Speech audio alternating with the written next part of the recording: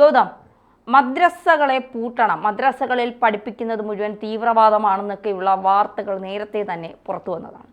ഇപ്പോൾ അതിനെ ശരിവെക്കുന്ന തരത്തിലേക്കാണ് ചില വാർത്തകൾ, ചില റിപ്പോർട്ടുകൾ പുറത്തു വരുന്നത്. അതായത് മദ്രസകളിലെ ചില വിദ്യാർത്ഥികളെ തീവ്രവാദികളാക്കിക്കൊണ്ട് നമ്മുടെ ട്രെയിനുകളെ തകർക്കുക എന്ന ലക്ഷ്യമാണ് ചില മദ്രസ അധ്യാപകർ മുന്നോട്ട് വയ്ക്കുന്നത്. അതിന്റെ പേരിൽ മുഫ്തി ഖാലിദ് നാബി എന്ന് പറയുന്ന ഒരു മദ്രസ അധ്യാപകനെ ചോദ്യം ചെയ്ത് വരികയാണ്. നമ്മൾ ഭയപ്പെടേണ്ടതല്ലേ? മദ്രസകളിൽ പഠിപ്പിക്കുന്നത് ഇത്തരത്തിലുള്ള കാര്യങ്ങളാണ്. കുട്ടികളെ ഈ തീവ്രവാദത്തിലേക്ക് വഴിതിരിച്ചു വിടുന്ന ചില അധ്യാപകരുണ്ട് എന്നൊക്കെയുള്ളത് ആശങ്കപ്പെടേണ്ടത് തന്നെയല്ലേ? തീർച്ചയായിട്ടും തന്നെയാണ്. കാരണം നേരത്തെ തന്നെ ഈ മദ്രസകളുമായി ബന്ധപ്പെട്ടിട്ട് നിരവധിയായിട്ടുള്ള ഇത്തരം വാർത്തകൾ പുറത്തു വന്നതാണ്. അപ്പോഴൊക്കെ അതിനെ ഇസ്ലാമോഫോബിയ എന്നൊക്കെ പറഞ്ഞുകൊണ്ട് പല ആളുകളും രംഗത്ത് വന്ന് ഇത്തരം വിഷയങ്ങളൊന്നും ചർച്ച ചെയ്യാതെ മുമ്പോട്ട് കൊണ്ടുപോകുന്ന സാഹചര്യമാണ് നമ്മുടെ നാട്ടിലുണ്ടായിരുന്നത്.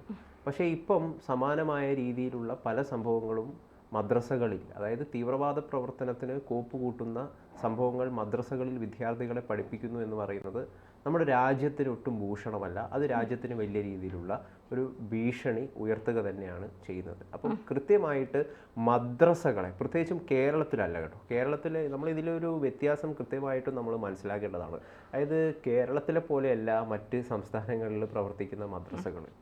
അവിടെ എന്ന് പറയുന്നത് കൂടുതലും എന്താ പറയാ, വല്ലാത്ത രീതിയിലുള്ള മതത്തെ വളരെ തീവ്രമായി കുത്തിവെക്കുന്ന മതം മാത്രമാണ്, നമ്മുടെ മതം മാത്രമാണ് ഏറ്റവും വലുത്, അതിലപ്പുറം നമ്മുടെ മതം പറയുന്നത് മാത്രമാണ് ശരി, മറ്റൊന്നും ശരിയല്ല എന്ന് പറഞ്ഞുകൊണ്ട് പ്രത്യേകിച്ച് അവർ പഠിപ്പിക്കുന്നത് നിങ്ങൾ ഇവിടെ ജീവിക്കേണ്ടവരല്ല, നിങ്ങളുടെ രാജ്യം സ്വർഗമാണ്, ഇവിടെ നിങ്ങൾ ഇത്തരം കർത്തവ്യങ്ങൾ ചെയ്ത് നിങ്ങൾ സ്വയം പൊട്ടിത്തെറിച്ചോ മറ്റു രീതിയിലോ മരിക്കുക. തീവ്രവാദം എന്ന് പറയുന്നത് ശരിയല്ലാത്ത ഒരു കാര്യമല്ല, അത് ശരിയായ കാര്യമാണ്. അതുകൊണ്ട് നിങ്ങൾ അതിനു വേണ്ടി പ്രയത്നിക്കൂ എന്ന് പറഞ്ഞാണ് ഈ പറഞ്ഞതുപോലെ കേരളത്തിലെ കാര്യമല്ല പറയുന്നത്, കേരളത്തിന് പുറത്ത് ഇന്ത്യയിലെ പല സംസ്ഥാനങ്ങളിലുള്ള മദ്രസകളിലും അത്തരം കാര്യങ്ങളാണ് പഠിപ്പിക്കുന്നത്. മദ്രസകൾക്ക് ഫണ്ട് അനുവദിക്കുന്നത്, മദ്രസ വിദ്യാഭ്യാസത്തിന് സർക്കാരിന്റെ കയ്യിൽ നിന്ന് ഫണ്ട് അനുവദിക്കുന്നത് നിർത്തലാക്കണം എന്നൊക്കെ പറഞ്ഞുകൊണ്ട് കഴിഞ്ഞ ഏതാനും മാസങ്ങൾക്ക് മുമ്പ് വലിയ രീതിയിലുള്ള ചർച്ചകളൊക്കെ ഉണ്ടായിരുന്നു. അതിൽ സർക്കാർ തന്നെ രൂപപ്പെടുത്തിയ ഒരു അന്വേഷണ കമ്മിറ്റി കണ്ടെത്തിയത് എന്താണ്?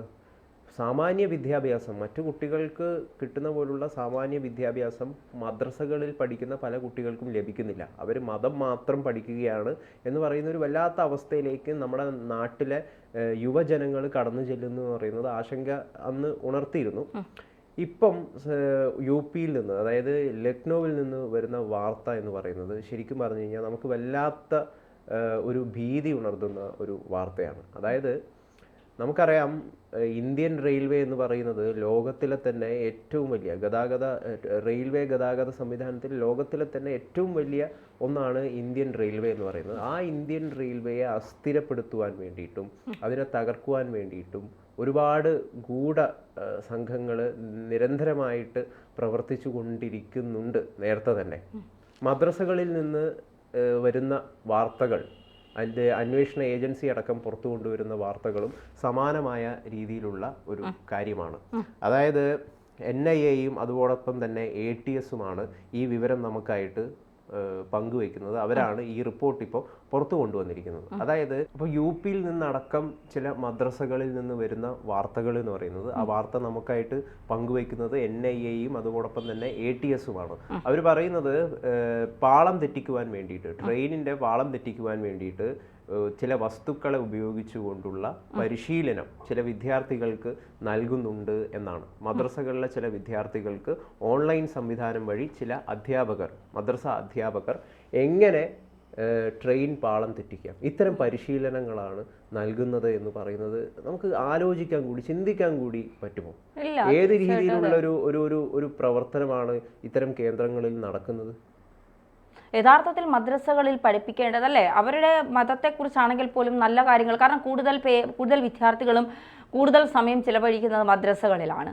അപ്പോൾ അവിടെ നിന്ന് പഠിച്ചിറങ്ങുമ്പോൾ ആ വിദ്യാർത്ഥികൾക്ക് തലയ്ക്കകത്ത് കുറച്ച് മൂളയെങ്കിലും ഉണ്ടാക്കണമെന്ന് അവിടുത്തെ അധ്യാപകർ അതല്ലേ ശ്രദ്ധിക്കേണ്ടത്. നമ്മൾ പല മദ്രസകളിലും കേട്ടിട്ടില്ലേ ഗൗതം, പീഡനം നടക്കുന്നു, പ്രകൃതി വിരുദ്ധമായ ലൈംഗിക അതിക്രമങ്ങൾ കുട്ടികൾക്ക് നേരെ നടക്കുന്നു. പെൺകുട്ടികൾ, എത്ര പെൺകുട്ടികൾ ആത്മഹത്യ ചെയ്തിരിക്കുന്നു. കാരണം വീട്ടിൽ പറയുമ്പോൾ അവർക്ക് വീട്ടിൽ നിന്ന് ഉസ്താദിനെതിരെയോ അല്ലെങ്കിൽ പഠിപ്പിക്കുന്ന അധ്യാപകർക്കെതിരെയോ ഇത്തരം കാര്യങ്ങളൊന്നും പറയാൻ പാടില്ല എന്ന് പറഞ്ഞുകൊണ്ട് വീട്ടിൽ നിന്ന് പോലും ഒരു സംരക്ഷണം കിട്ടാതെ വരുമ്പോൾ എത്ര കുട്ടികളാണ് ആത്മഹത്യ ചെയ്യുന്നത്. എത്ര കുട്ടികൾ മെൻ്റലി ഹറാസ് ചെയ്ത് ജീവിതം തന്നെ വഴിമുട്ടി നിൽക്കുന്ന ഒരു അവസ്ഥയിലാവുന്നു. അപ്പോൾ ഈ മദ്രസകൾ എന്ന് പറയുന്നത് നല്ലത് തന്നെയാണ്. അത് അവരുടെ മതം പഠിപ്പിക്കാനുള്ള സ്ഥലം തന്നെയാണ്. ആ മതം നിങ്ങൾ ഏത് രീതിയിൽ കുട്ടികളിൽ എത്തിക്കുന്നു എന്നുള്ളതിലാണ് കാര്യമിരിക്കുന്നത്. ഇത്തരം ഇപ്പൊ ഉത്തർപ്രദേശിൽ ലക്നൌവിലാണ് ഈ സംഭവം ഉണ്ടായിരിക്കുന്നത്. അതോടൊപ്പം തന്നെ ATS ഒക്കെ ഇത്തരം മദ്രസാധ്യാപകരെയും അതോടൊപ്പം തന്നെ ചില മദ്രസകളൊക്കെ കേന്ദ്രീകരിച്ച് വലിയ രീതിയിലുള്ള അന്വേഷണം തകൃതിപ്പെടുത്തിയിരിക്കുന്നത്. കാരണം അവർക്ക് കിട്ടിയിരിക്കുന്ന ഏറ്റവും സുപ്രധാനപ്പെട്ട വിവരം എന്ന് പറയുന്നത് വളരെ സംശയാസ്പദമായ രീതിയിൽ ചില ഓൺലൈൻ ക്ലാസ്സുകൾ ചില അധ്യാപകർ നടത്തുന്നു. ഈ ഓൺലൈൻ ക്ലാസ്സുകളിൽ വരുന്ന കുഞ്ഞുങ്ങൾക്ക്, അതായത് ഏറ്റവും 18 വയസ്സ് മുതൽ 23 വയസ്സ് വരെ നീളുന്ന ഒരു പ്രായമാണ് അവർ പറയുന്നത്.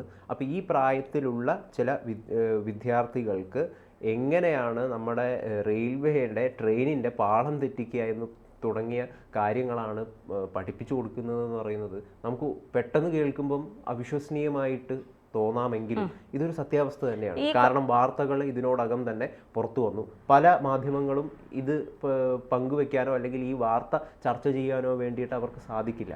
കാരണം എന്താണെന്ന് നമുക്കറിയാം. കുറച്ച് ദിവസങ്ങൾക്ക് മുൻപ് ഗൗതം ഒരു വാർത്ത പുറത്തു വന്നിരുന്നു. ബംഗ്ലാദേശിൽ നിന്ന് ജമാഅത്തെ ഇസ്ലാമിലെ കുറെ തീവ്രവാദികളെ ഷെയ്ഖ് ഹസീനയുടെ സമയത്ത് ജയിലിൽ അടച്ചിരുന്നു. അവരെ യൂനസ് വന്നപ്പോൾ തുറന്നു വിട്ടു. അതിൽ കുറെ പേർ അതിർത്തി കടന്ന് ഇന്ത്യയിലേക്ക് എത്തുകയും അവർ ഇതുപോലെ ട്രെയിൻ തകർക്കാനുള്ള പദ്ധതികൾ ആസൂത്രണം ചെയ്യുകയും ചെയ്തു. അതെങ്ങനെയെന്നുള്ള അന്വേഷണം വന്നപ്പോഴാണ് മദ്രസകളിൽ അധ്യാപകരായി എത്തി ഇവർ ഈ ഒരു വലിയ തീവ്രവാദ പദ്ധതികൾ, ഇന്ത്യയെ തകർക്കാനുള്ള വലിയ തീവ്രവാദ പദ്ധതികൾ ലക്ഷ്യം വയ്ക്കുകയാണ് എന്ന് പറഞ്ഞുകൊണ്ടാണ് അത്തരമൊരു വാർത്ത പുറത്തു വന്നത്. നമ്മൾ ഇതുമായി കൂട്ടി വായിക്കുമ്പോൾ ശരിയാണെന്ന് ഇപ്പോൾ നമുക്ക് തോന്നുന്നു. കാരണം ഈ ട്രെയിനിലെന്നൊക്കെ പറയുമ്പോൾ ഒരു 4000-5000 പേർ ഒരുമിച്ച് യാത്ര ചെയ്യുകയാണ്. അപ്പോൾ ഒരു 3-4 ട്രെയിനുകൾ പൊട്ടിത്തെറിച്ചാൽ ഉണ്ടാകുന്ന ഒരു അവസ്ഥയൊന്നും ആലോചിച്ച് നോക്ക്. ഇന്ത്യയിലെ നമ്മുടെ നാട്ടിൽ ഈ ട്രെയിൻ ദുരന്തങ്ങൾ എന്ന് പറയുന്നത് ചരിത്രപരമായിട്ട് ഒരുപാട് നടക്കുന്നൊരു പലതും അട്ടിമറികളാണ്. പലതും ഇതിൽ അട്ടിമറികളാണ്. ഇതിൽ ഒരു സമയത്ത് ഏതാണ്ട് 90s-ലും 80s-ലൊക്കെ ഈ മാവോയിസ്റ്റുകളടക്കം ഇത്തരം രീതിയിലുള്ള ട്രെയിൻ അട്ടിമറികൾക്ക് ശ്രമിച്ചിട്ടുണ്ട് തുടങ്ങിയ വാർത്തകളൊക്കെ നേരത്തെയും പുറത്തു വന്നിട്ടുണ്ട്. അപ്പം ഇന്ത്യൻ റെയിൽവേയെ അസ്ഥിരപ്പെടുത്തുക എന്ന ലക്ഷ്യം വെച്ചുകൊണ്ട് ചില ഗൂഢസംഘങ്ങൾ ഇപ്പോഴും നമ്മുടെ നാട്ടിലുണ്ട് എന്ന് പറയുന്നത് തീർത്തും ഭീഷണി ഉയർത്തുന്ന ഒരു കാര്യം തന്നെയാണ്. കാരണം അത്രയും ആളുകളാണ്, അത്രയും വലിയൊരു ജനലക്ഷമാണ് ഈ ട്രെയിൻ ഗതാഗത സംവിധാനത്തെ ഉപയോഗപ്പെടുത്തുന്നതെന്ന് പറയുന്നത്. ഇത്തരം വാർത്തകൾ സ്വാഭാവികമായിട്ടും പുറത്തു വരുമ്പോൾ അവർക്ക് ഈ ഒരു യാത്ര നടത്തുവാൻ വേണ്ടിയിട്ടൊരു വല്ലാത്ത ഭീതിയും ഭയവും ആശങ്കയുമാണ് ഉണ്ടാവുന്നത്. ഇതിൽ കൃത്യമായിട്ടും NIA അടക്കം ഇടപെട്ടുകൊണ്ട് ഇത്തരം ക്ഷുദ്രശക്തികളെ എന്താ പറയുക അടിച്ച് ഈ രാജ്യത്തിൽ നിന്ന് തന്നെ അടിച്ചോടിക്കുക തന്നെയാണ് വേണ്ടത്. കാരണം ഏറ്റവും വലിയൊരു റെയിൽവേ സംവിധാനത്തെ അതിനെ എങ്ങനെയൊക്കെ മെച്ചപ്പെടുത്തുവാൻ വേണ്ടിയിട്ട് സാധിക്കും, ലോകത്തിലെ തന്നെ ഏറ്റവും നിലവാരമുള്ളൊരു റെയിൽവേ സംവിധാനമാക്കിയിട്ട് ഇന്ത്യൻ റെയിൽവേ എങ്ങനെ മാറ്റാൻ വേണ്ടി കഴിയും എന്ന് നിരന്തരമായിട്ട് ആലോചിക്കുകയും അതിനായിട്ടുള്ള പദ്ധതികളും പുതിയ ട്രെയിനുകളൊക്കെ ആവിഷ്കരിക്കുകയാണ് കേന്ദ്ര സർക്കാർ. അപ്പം അങ്ങനെ ഒരു രീതിയിൽ രാജ്യത്തിൻ്റെ ഒരു വികസനത്തിനായിട്ട് പ്രവർത്തിക്കുന്ന ഒരു സാഹചര്യത്തിൽ ഇത്തരം ഗൂഢസംഘങ്ങൾ ഇന്ത്യയിൽ പ്രവർത്തിക്കുന്നു എന്ന് പറയുന്നത് എന്തുമാത്രം ഭീഷണി സൃഷ്ടിക്കുന്നതാണ് എന്ന് നമ്മൾ ചിന്തിക്കണം. അപ്പം തീർച്ചയായിട്ടും